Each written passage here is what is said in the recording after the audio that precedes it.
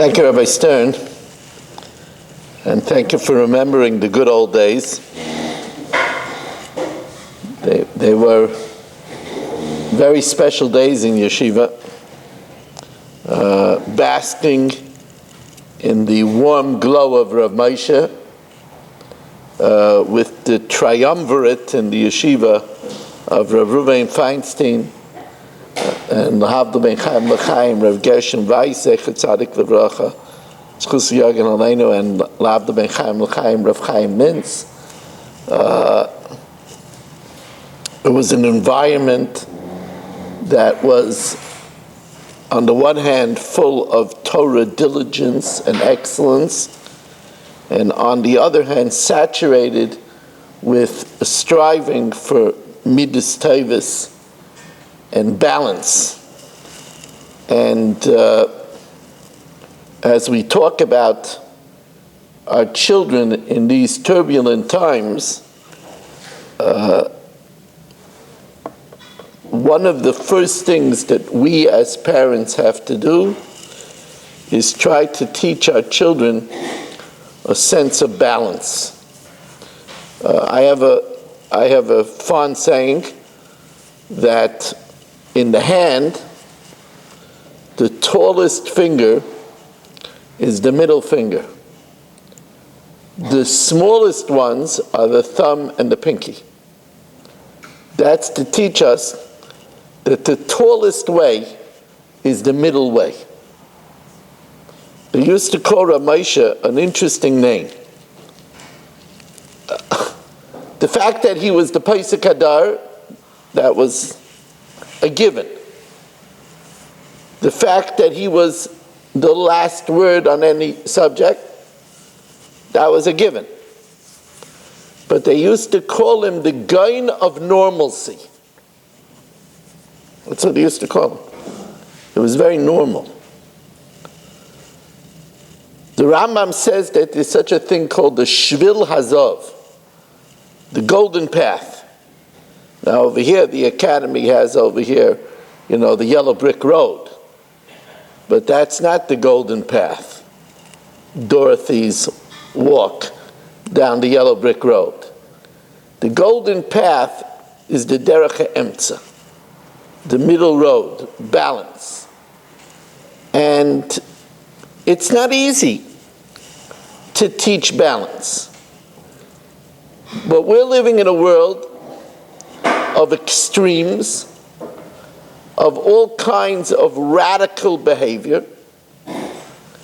And if we want to succeed, the more that we can teach normalcy,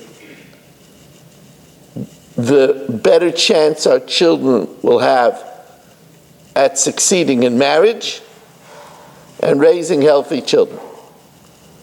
Of course, the word normal is very relative. I've never met somebody who didn't consider themselves normal. There are people that they feel they're normal, they're different than everybody else. That's because everybody else is crazy. So the Torah teaches us normalcy. And that's why midos, it's interesting. The Rambam calls his Sefer on Deus. Now Deus is translated as values. But midos means a measure. Because there's a certain measure for most things. And you have to learn the measure. Now, there are certain things that the measure is a little different. For example, when the Ramban sent a letter to his son, in the famous Igeres HaRamban, the Ramban says you should talk softly to all people at all times. That means even Erev Shabbos, when things are hectic. That means even when things are not going your way. It means even when you're talking to a difficult person. There's a measure. And the Ramban felt that if you learn that measure, it's going to make a difference in how you relate to people. You know, in teaching children, there's a Gemara in Sanhedrin, which I think is very vital to understand and to live by. The Gemara says that everybody agrees, Adam la'amal yulad, that man was created to toil. It's not an amusement park. Man was created to work. But the Gemara says, Eini yodei, I don't know, im amal melacha nivra o la'amal pen nivra. Was a person primarily created to do action or to toil with the mouth? So you would think, listen, action speaks louder than words. Come on, mouth. And the Gemara stuns us. It quotes from the Chacham Mikol Adam, from Shlomo HaMelech in Mishlei. And believe me, if you live with 1,000 wives, you have to know how to live. In Mishlei it says, Ki ukaf alav pihu. You should have a saddle on your mouth. And the Gemara says, Heve oimer la'amal pe nivra. That we were created primarily for the toil of the mouth. So that means that tremendous effort should be invested in how our children talk. When the Targum says, L'nefesh chaya, that man was created for a spirit of life, and it's interpreted L'ruach mimalallah, a spirit that speaks, it teaches us that a window to a person's soul is how they talk.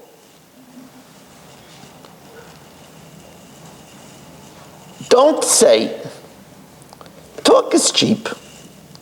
You know, it's not so important. I want to see action. How a person talks defines the person. That's why if you look in the Kitzur Shulchan Aruch, Kitzur Shulchan Aruch is the abbreviated Shulchan Aruch, so he has to, get to the bottom line. In the Kitzur Shulchan Aruch, it's only less than a page on chinuch. It's an amazing thing. There's a simanim in Kitzur Shulchan Aruch about chinuch. It's less than 1 page. But you know what he highlights? You should discipline sternly if your child lies. Why is that? Because he says you need to see how your child talks. That's critical in the bringing up of a child. If a child learns to be soft-spoken, a child learns to be honest, that child already has a huge advantage into going into marriage. A huge advantage. Now, you'll say, how do you teach that? I'm going to ask you an interesting question. Why does the Rebbeinu Shalom teach us so many things in a roundabout manner? The Rebbeinu Shalom doesn't say in the Torah, clothe the needy. He clothed Adam and Chava, And we're supposed to learn from that, v'alachta b'drachav, to go in the ways of Hashem, uvo sidba, cleave to him, zekeli v'anveyu, this is my God, and I will glorify him, anveyu is ani v'hu, I will be like he. The biggest glory is to imitate someone. So since Hashem clothed the needy, we should clothe the needy.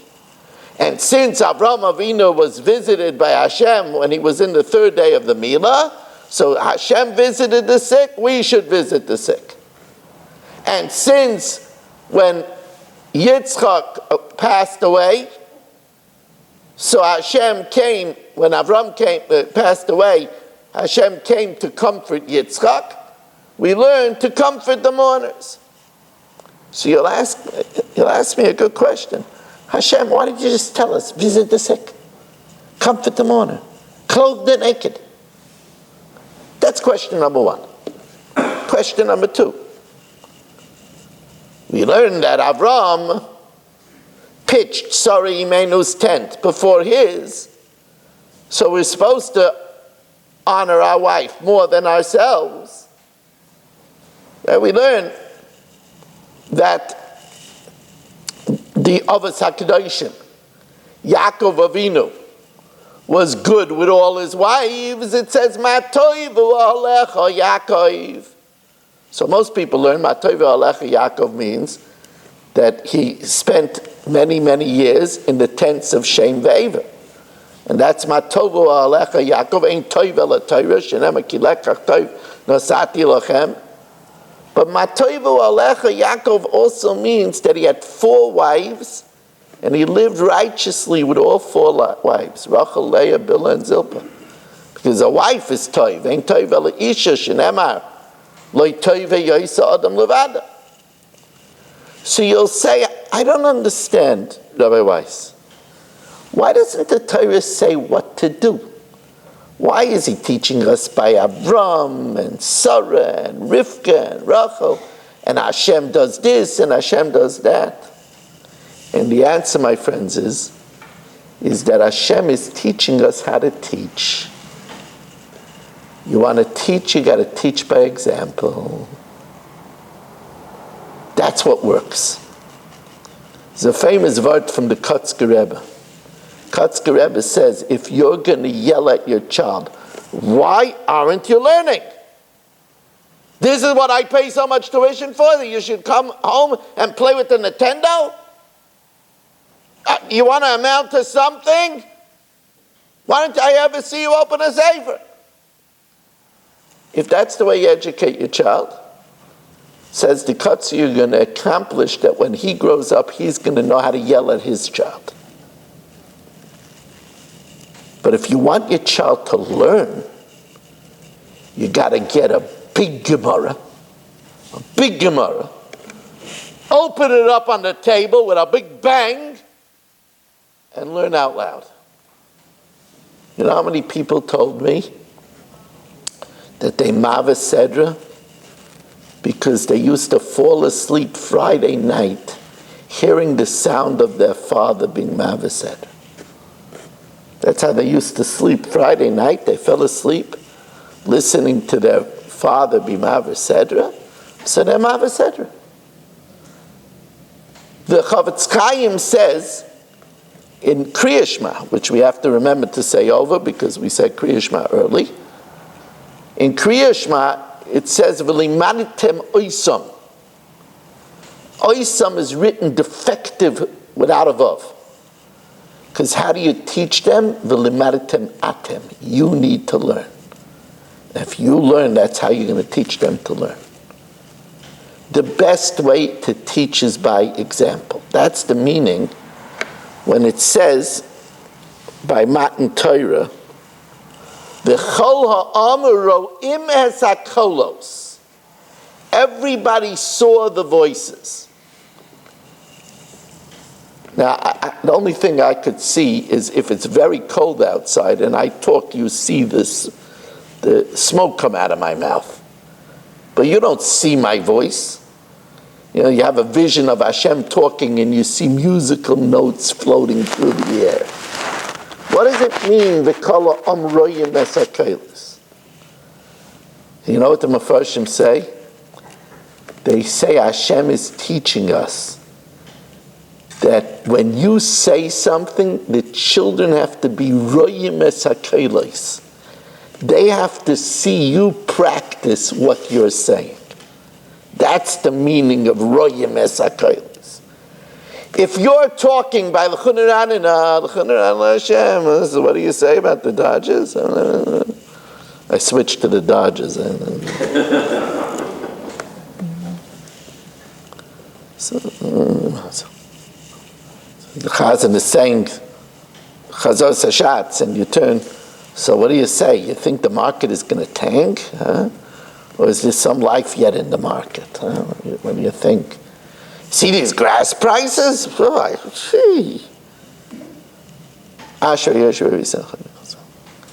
And then you turn to your child and say, shh. It's not going to work. It's not going to work. It's not going to work. That's not the way it works. So the first thing you have to know is the best way to teach children is by example. You want your children to learn to be soft-spoken?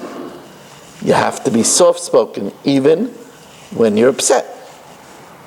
You want your children to learn to tell the truth? Then when somebody comes to the door collecting money, you can't tell them that your father is sleeping. You're not teaching them to tell the truth. You know, there's a joke, it's a joke, that father tells his son, you know, you're going away to camp, to the Poconos.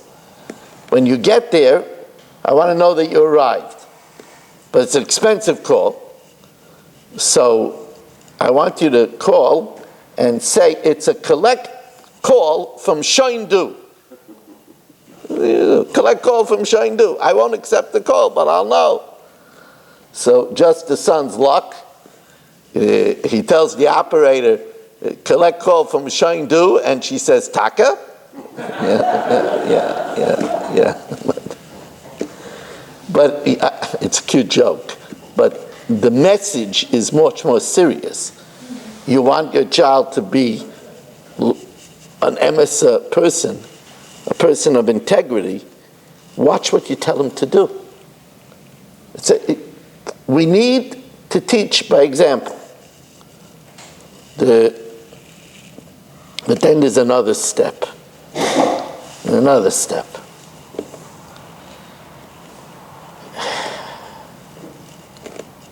Why do you think that women succeed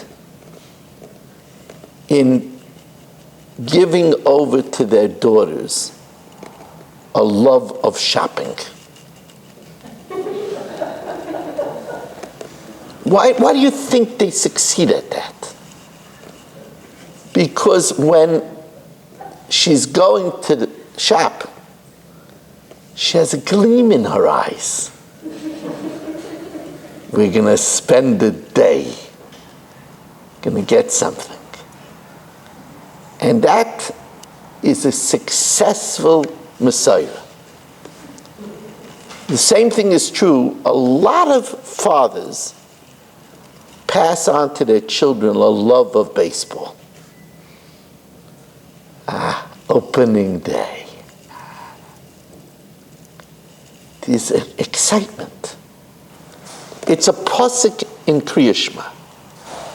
We say, "V'hoyu hadvarim ha'ela asher anochi mitzavcha hayom al levavecha." These words today are on your heart. If your heart think about it, then vishinantam levanecha. Then you can teach it to your children. You have to be enthusiastic about something. You'll tell your child, well, let's go over to Link and knock out Mincha Marv in one shot.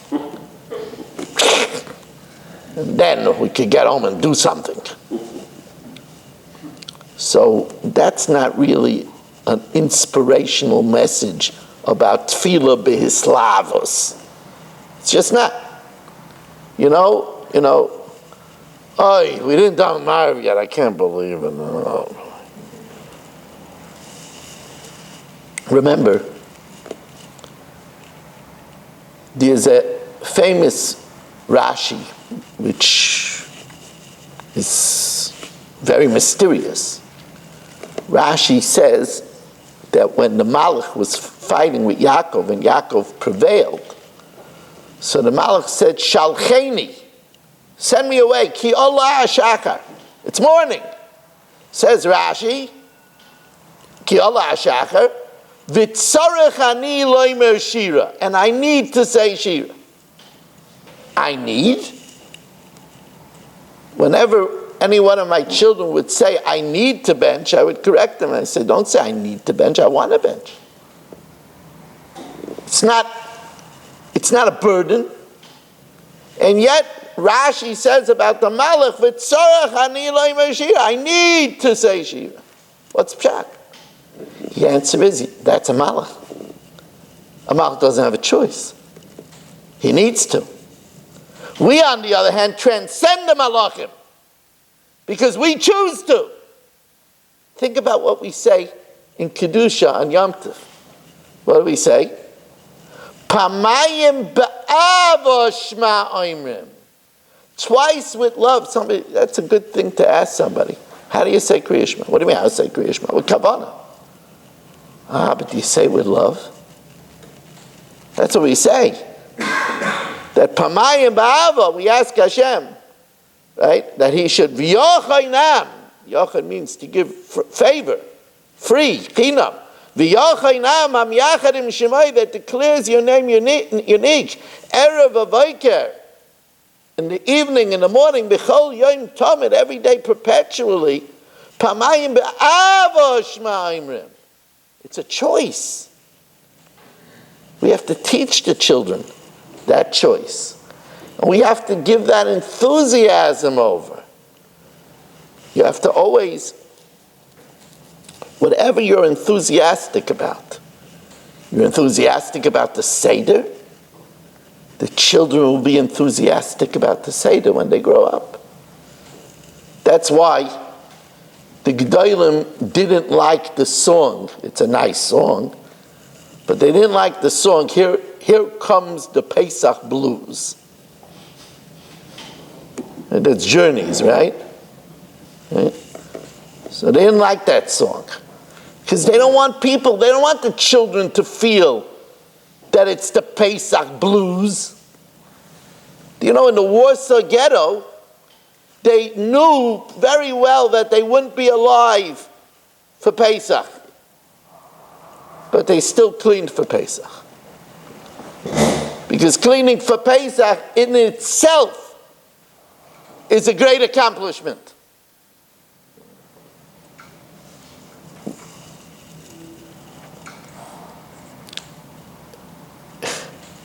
You know, on the poster,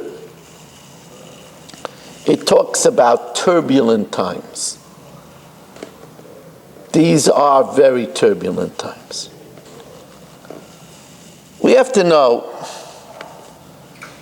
that we have to, as best as we can, protect our children from the influence of the Goyim. Now, this was always the way of Jews. This is not something new. Hein am levadad yishkan. We are a nation that dwells alone. Uvagoyim lo yischashav.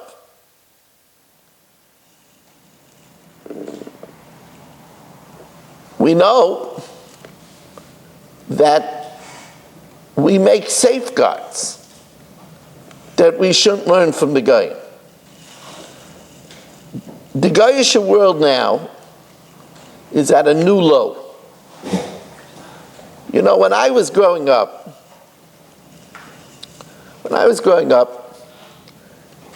if a boy wanted to see something unclean, he would have to go somewhere and find a magazine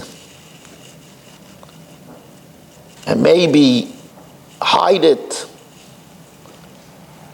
It's not true anymore. 10 seconds on an unsupervised cell phone or on a computer, there is available what wasn't available in Stein V'Amoira. 10 seconds. You know, we were learning in the Gemara about Mishkav Behema, bestiality. And somebody says, ugh, this is unheard of. So there was a person in the shir whose brother works on teaching people the dangers of the internet. And he informed us that at that time, which was more than 7 years ago, there were already 2 million sites on the internet about bestiality. 2 million. 2 million sites for bestiality alone. And we're not talking about every other depravity. Parents have to realize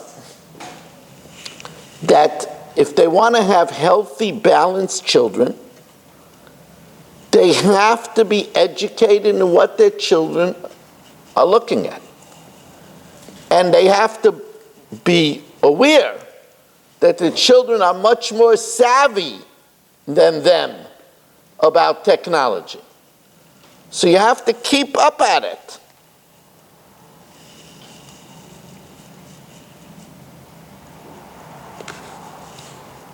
You need to be proactive about the education of your children. For example, we didn't want our children to smoke. So the first thing we did is we didn't send them to yeshivas where they were smoking. It's not something that say, oh, it's the Rebbe's fault, he was smoking. Well, if the Rebbe is smoking, you shouldn't have sent them to that yeshiva. Sorry. But you also have to tell your child, smoking is not safe. And it's dumb. Tell them from the get-go, before it gets into their head. Tell them vaping might be even more dangerous than smoking. Tell them marijuana is not the Jewish way. Tell them already, in the beginning. And tell them often. No, my babala. You have to know that the biggest single influence today of children are their peers. So if their peers are trying things, then they want to try it too. So you have to monitor who their peers are.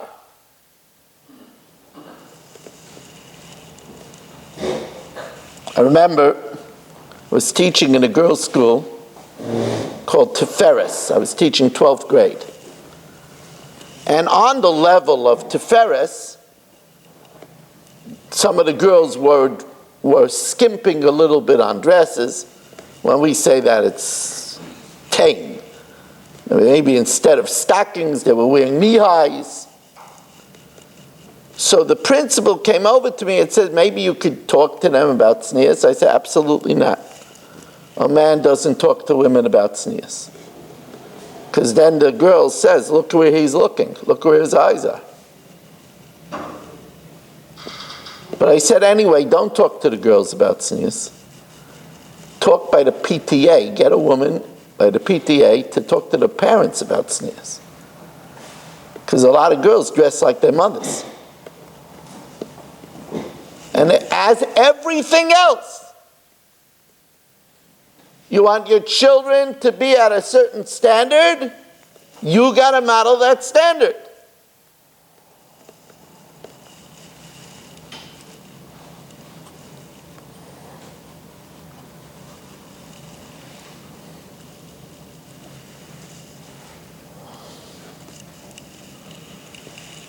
it's again a balance.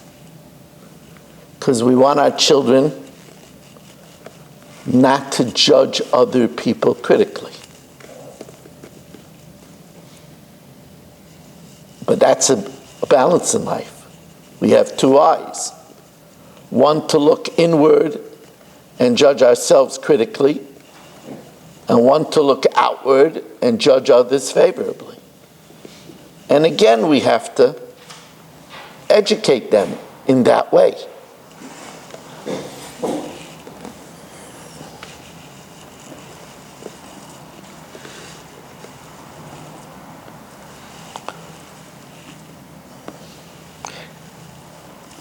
And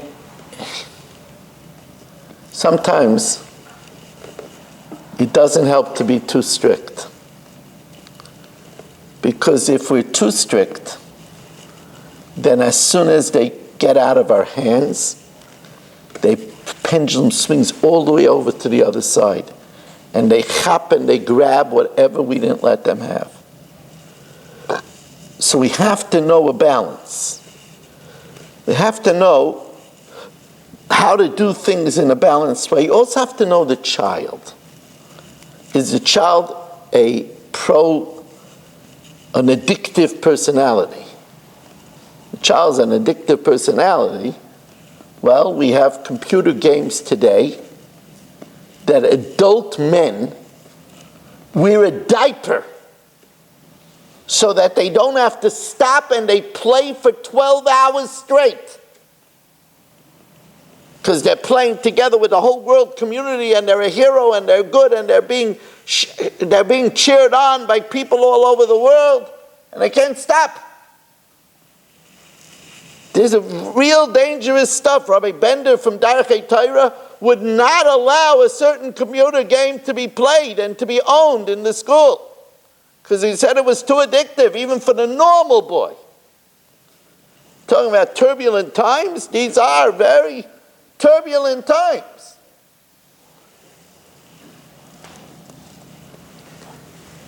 But children also have to have a healthy recreation.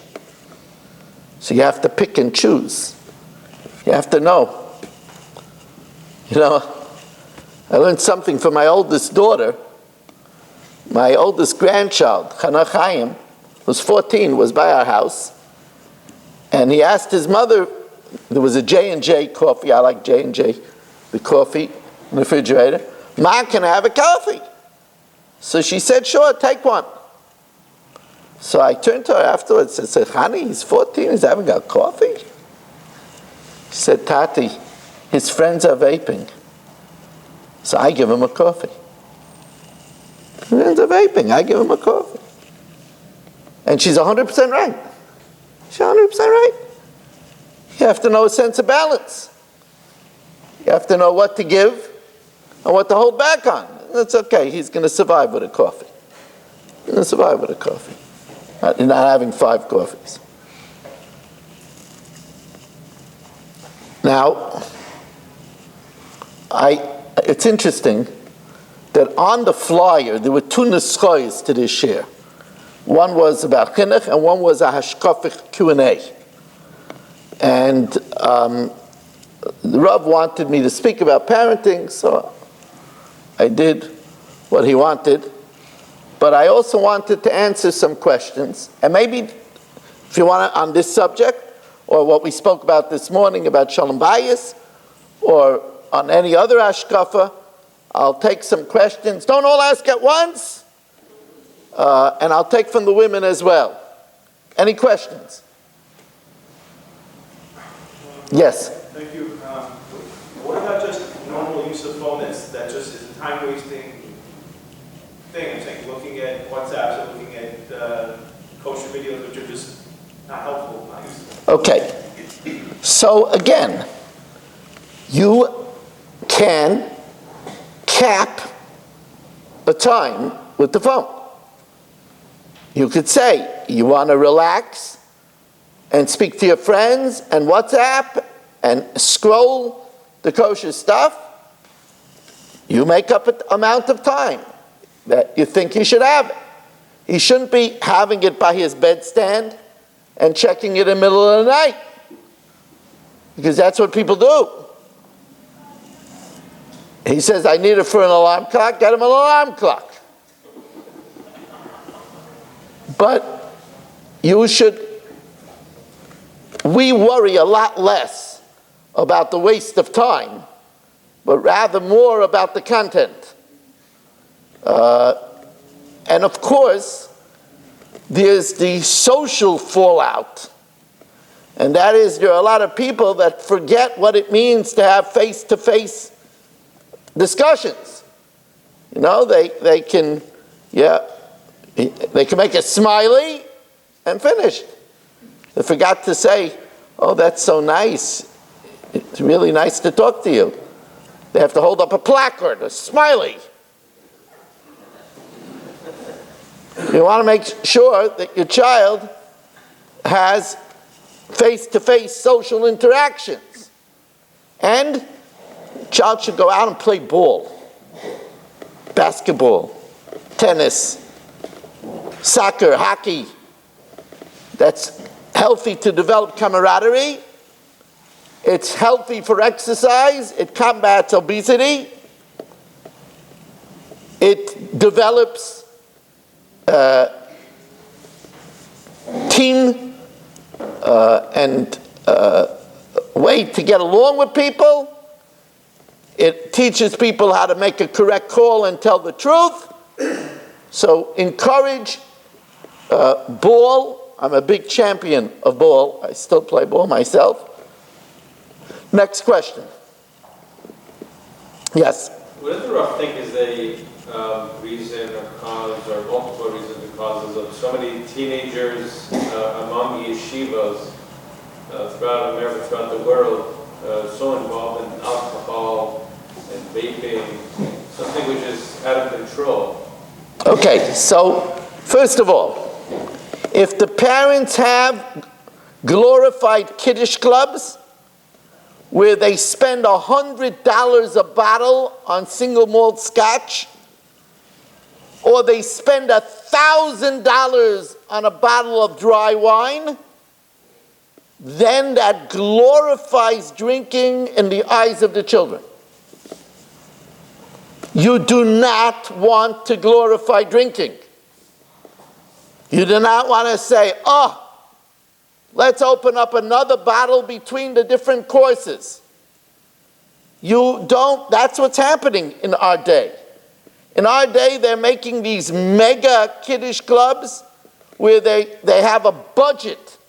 The budget of some Shabbos kiddush clubs is more than I spent on my children's bar mitzvah. And that is a big cause why children are drinking. Because we made it exciting. We made it big. That's number one. Number two, there's no mitzvah to call a child over and say, come, let me give you something good. We don't need that. Now, vaping should be stamped out. You have to tell your children there's such a thing called chemo labs. And they pump poisons into people's body to try to kill cancer cells. Make it gruesome. Because they did things like this. There are people that they had to, lawyers, who couldn't practice their profession anymore because they smoked and they had to cut out their voice box. You have to tell the children. Don't be shy about this. Well, everybody's doing it. I don't care. Everybody doing it is not a reason that, you know how many people are on drugs? So many people are on drugs, and a lot of people die. Everybody doing it is not an excuse. But I see people that don't die. Yeah, there are Taka people that cross on red lights and they don't die. But some do. I don't want you driving a motorcycle. Yeah, but there are people that drive motorcycles all the time Yeah, and there are also people that are brain dead. I don't want you hitting a rock and flying in the air and falling off. Next question. Yes?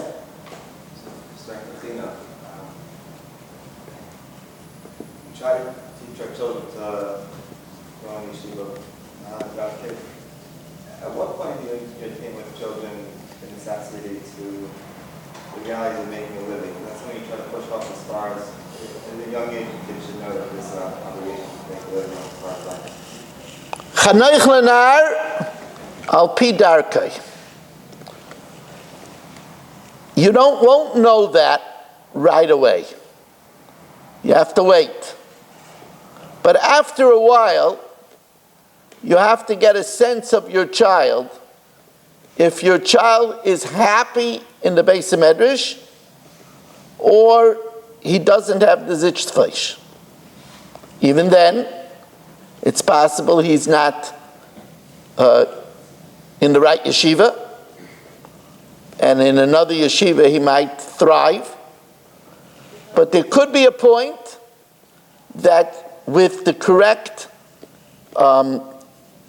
hadracha,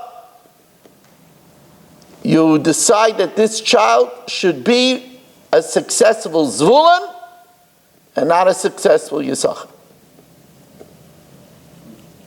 But you have to know. And you can't know too early because there's a lot of late bloomers. But there could be a time that this child, we do need successful zvuluns.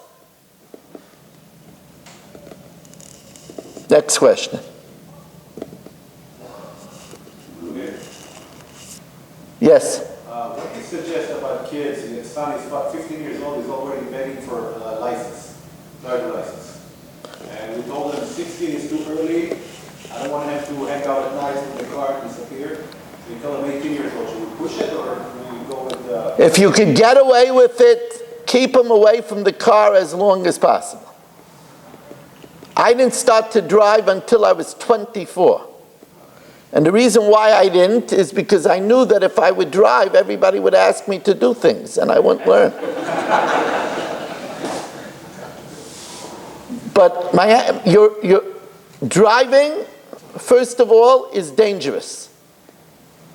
A child, a young teenager, doesn't have usually the level-headedness to know how dangerous a car is. That's number one. Number two, like you said, once he drives, there are a lot of things that are open to him that you don't want open to him as of yet. So, how do you delay him from, how do you tell him that he really wants it? You don't want to get into fights and you'll tell him that you have millions of miles ahead in your career, but not yet. That's what you should tell him. You have millions of miles in your future. Don't rush it. Don't rush it. You'll tell him, you'll thank me that you used your time otherwise and not in the car. These are your formative years. Use your formative years wisely. Do women have any questions? Dude, women know all about parenting. Nothing? What else?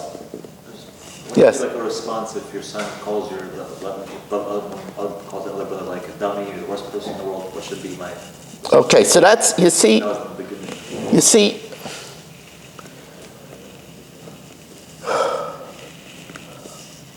What would your response be if your son was a pickpocket? You would freak out. Your son calling his brother a dummy is Oinas Devarim. Oinas Devarim, the Gemara says in Bava Metzia, is worse than Oinas Mammon. It's worse than being a pickpocket. So hurtful words should not be tolerated. Those are hurtful words. And when you don't stop your child from calling someone a dummy, then he calls the person in the schoolyard, why are you playing? You don't know how to play at all. And he's mavaza his friend Barabim. And that person grows up to be a bully with his wife. And we know verbal abuse is a terrible thing in marriage. So we need to teach, of course, it's easy to say it's no good, but on calling names, there has to be a no tolerance policy. So you know what? This week you're not getting your allowance. Or what you wanted, you're going to have to wait for that, because I have to see a change in you, the way you're talking. I can't hear those words from your mouth. Now, we have to remember the Gemara in Sukkah. Gemara says in Sukkah, Shusa de beyanuka, oida avua, oida ime. The sprach of a child is either from the father or from the mother. That's why when that woman said, Lucas, Lucas, calling the Mizbeach like a wolf, they punished the family. Why? Because where did she hear that if not from her parents? So we have to be very careful how we talk in front of the children. Very careful. The child's walking around and saying, shut up. Where does that come from? It doesn't always come from the home. It could come from peers. But a lot of times it comes from the home. We have to be very careful. Next question. Yes? Exposure to like videos, kosher ones, like Disney sort of, should it be totally suppressed, or there should be slight exposure? Here's the thing. Remember I said that everything is relative. You have to know what you could get away with. If you could get away with nothing, that's the best thing. Why? Because it never stops there. Once they have a taste, they want more. And now, Daddy, this is childish, but this is okay. So, if you could raise them without it, there are a lot of families that thrive without it. Once they have it, it's usually theirs for life. It's very hard to get out of movie watching. A very hard thing. Generally, the fathers want movies to relax. And they have a problem then to stop their children from when they want it. And for the fathers, it strips them of a lot of their olam haba.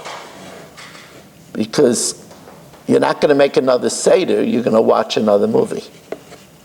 Because you need to relax, and it's instant gratification.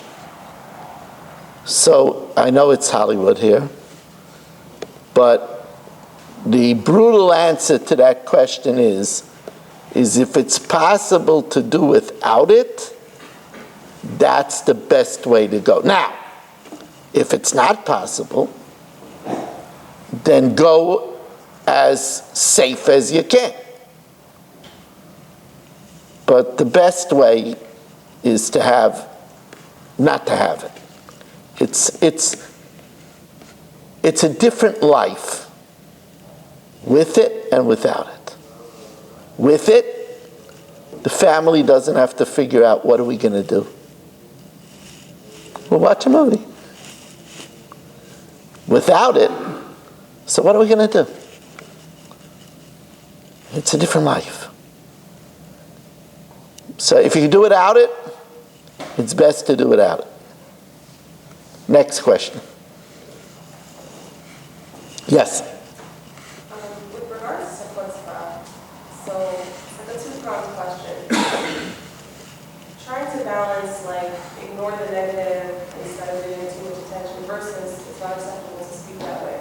So that's the first part of the question. The second part is, and it may be the same answer, when you know from your child that chutzpah, that reaction is a defense mechanism, they're feeling vulnerable, they're feeling anxious. It's not like a true chutzpah, but rather like, I don't know what to use, like that type of thing. Okay, so first of all, a part of the answer to your question is it repetitive behavior? If it's a one-time deal, you don't have to get too excited about it. If it's repetitive behavior, now even if it's repetitive behavior, it could be a defense mechanism. So if that's the situation, then you have to teach alternative behavior. We don't react this way. Let's see. Let's role play. What's the right way to react? Instead of saying, Mommy, I hate you, how about saying, Mommy, this doesn't work for me.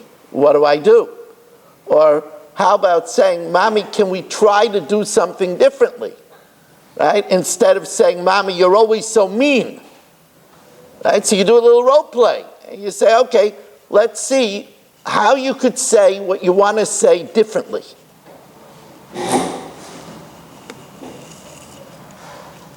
Anything else? Yes? If you have a younger kids, like 2, 3 years old, and then the older kids, they hate the other kids, and you try to act nicely or a different way, and nothing works. So I have two questions. How do you go by it? Which you have different tried already. Second is time out for younger kids. Is there a healthy things to do or not? Well, okay, let's go. Did you say hitting? Yes. Hitting? Okay. So hitting needs, oh, you're talking about a 3-year-old? Between 2 to 4, yeah.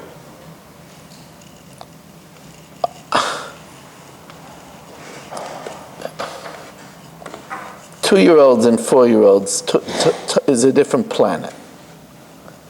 A different planet. But basically, you have to protect the kid that's being hit. That's number one. You can't allow somebody to be hit. You know, somebody says, oh, you know, we're in the emergency room because my child took the vase and smashed it in his brother's head. So, you know, you can't allow that. That's obvious. When the child is older enough, then you deprive the child of something that the child wants. And you do that to teach a lesson. That's number one. Number two is, I'm from old school. If my child would do something like hitting, I would smack the child. I'm old school. I'd smack the child, and I said, we don't do that. Now, you can't smack in anger.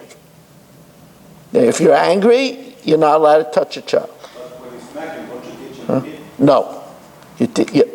Tati disciplines. You're not teaching to hit. Tati disciplines. It's a mistake. Chayzik shiftay saynei b'nai. That's a pasuk. That's a lot of gobbledygook. A parent can discipline, but he can't discipline in anger. You're right. If you're venting your frustration, then you're doing the same thing. Can't be in anger. Right? You have a lot of times the Gedolim said that before they hit the child, they would go put on their kapota or put on their hat to make sure that they're not doing it in anger. But it's the way I discipline my children, and the child doesn't want to get hit. What do? If the child runs into the gutter, what are you going to do? You hit the child. Why? Because you don't want your child to get killed. Now, I know people say, no, today we don't hit.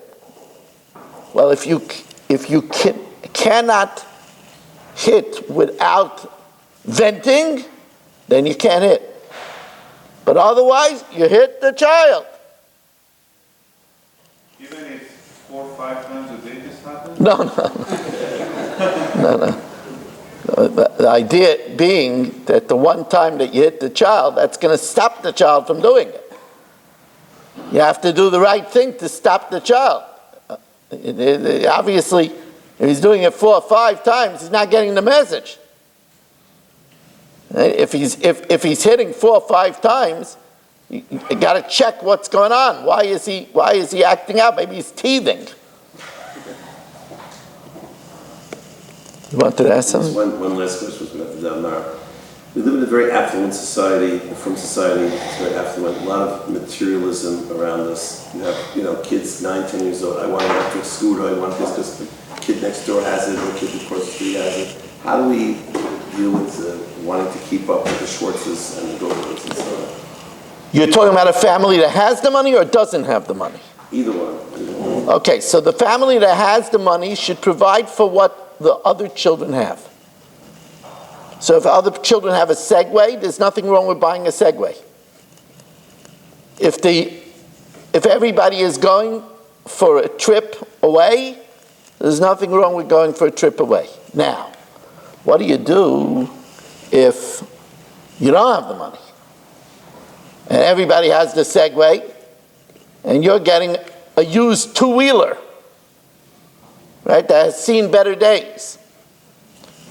So on that, it's important to teach the children that in life, we don't have everything we want. But we do make a bracha in the morning, Sha'asali kol tzarki, that Hashem gives me everything I need. But why can't I have that also? So you tell them, I want to tell you something.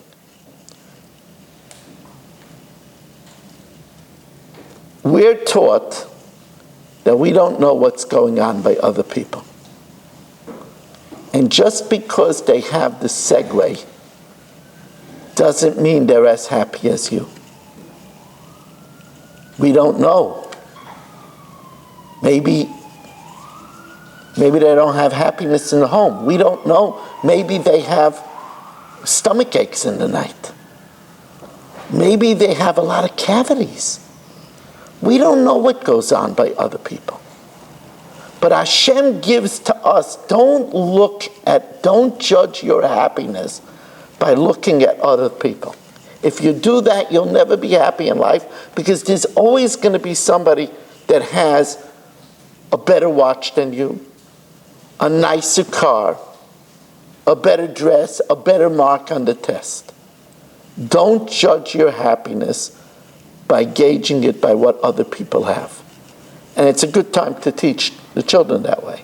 If everybody is going chalamoid to Florida, and you're going chalamoid to Bagel Nash, you tell them, you know what? A lot of people, they go to Florida, and they end up getting rain and have a miserable time. You don't know what's going on by other people. Don't judge your happiness by other people. These are all very good questions, and the answers are not so easy. But we want to thank you for coming. Rabbi Say, I brought with me 2 of my books, Challenging Times, which is about the 9/11, Harry Potter, and a bunch of other stuff, the Baba Rebbe, Rav Palm. And I have Power Benching, which is 300 pages on how to bench properly. If you want a signed copy, come to me now. And thank you for coming. Again, we thank Michael and Suri Kesk for bringing me out here, and Rabbi Stern for setting it up.